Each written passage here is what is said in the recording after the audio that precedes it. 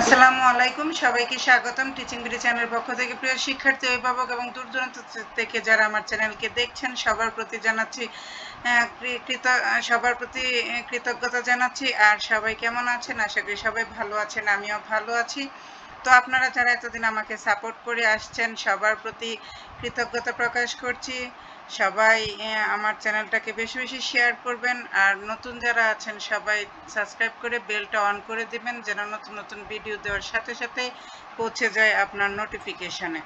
তো আজকে আমি নতুন আইটি ভিডিও নিয়ে হাজির হয়েছি। সাপ্তাহিক পরীক্ষা 2024 শ্রেণীর তৃতীয় বিষয় বাংলা, সময় 2 ঘন্টা, পূর্ণমান 100। যেহেতু এই বছর প্রথম থেকে তৃতীয় শ্রেণীর ধারাবাহিক মূল্যায়ন হয়, তো সেই জন্য ধারাবাহিক মূল্যায়ন অনুযায়ী আমি পৃষ্ঠাবারি প্রশ্ন তৈরি করেছি।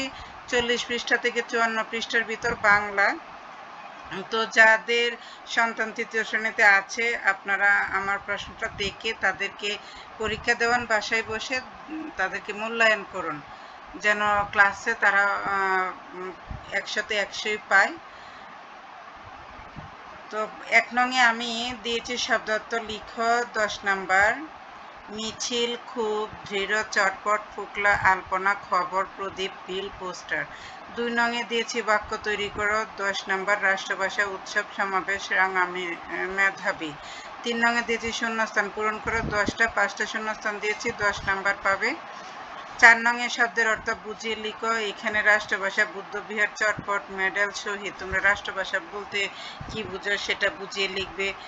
এগুলি প্রত্যেকটা 2 নাম্বার করে পাবে, 10 নাম্বার। 5 নংয়ে যুক্তবর্ণ ব্যঙ্গে একটি করে শব্দ তৈরি করো, 10 নাম্বার। 6 নংয়ে প্রশ্নের উত্তর লিখো 15টি, 5টা প্রশ্ন দিয়েছি, 3 নাম্বার করে পাবে, 15 নাম্বার। আর যেটা না পারবে সেটা অবশ্যই কমেন্ট বক্সে আমাকে জানিয়ে দিবে, আমি উত্তরটা দিয়ে দিব। আর কার কোনটা প্রয়োজন অবশ্যই তোমরা সেটা কমেন্টে লিখবে, কোন শ্রেণীর প্রশ্ন প্রয়োজন। অগাস্টের মাঝামাঝিতে তোমাদের দ্বিতীয় সাময়িক পরীক্ষা শুরু হবে, তো তোমরা প্রিপারেশন নাও আর আমাকে অবশ্যই কমেন্টে জানাবে কার কোনটা প্রয়োজন, সেই অনুযায়ী আমি প্রশ্ন তৈরি করে দেব। 7 নংয়ে মিলকরণ করো। এখানে আমি 5টা দিয়েছি মিলকরণ, তোমরা 2 করে পাবে, 10 নাম্বার। 8 নংয়ে হাসি কবিতাটি কবির নাম সহ প্রথম 8 লাইন লিখো, 10 নাম্বার পাবে। 9 নংয়ে রচনা লিখো, যে কোনো একটি, 15 নাম্বার পাবে। নিজ বিদ্যালয় অথবা নিজ গ্রাম। যারা এখনো রচনা শিখো নাই তোমরা 2টা রচনা শিখে নিবে, এখান থেকে আশা করছি কমন পড়বে। আর ধারাবাহিক মূল্যায়ন, টেনশনের কিছু নাই, ক্লাসে যা পড়াবে সেই অনুযায়ী প্রশ্ন হবে।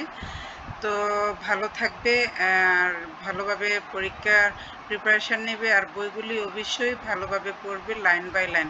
ধারাবাহিক মূল্যায়ন আরও বেশি কঠিন, লাইন বাই লাইন পড়তে হবে এবং সেখান থেকেই প্রশ্ন আসবে। তার 4র্থ থেকে 5ম শ্রেণীর যেহেতু সামষ্টিক মূল্যায়ন আছে, তো তোমাদের কার কোন প্রশ্নটার প্রয়োজন আমাকে কমেন্টে জানিয়ে দিলে আমি প্রশ্ন তৈরি করে দিব। ভালো থাকবে সেই পর্যন্তই। আল্লাহ হাফিজ।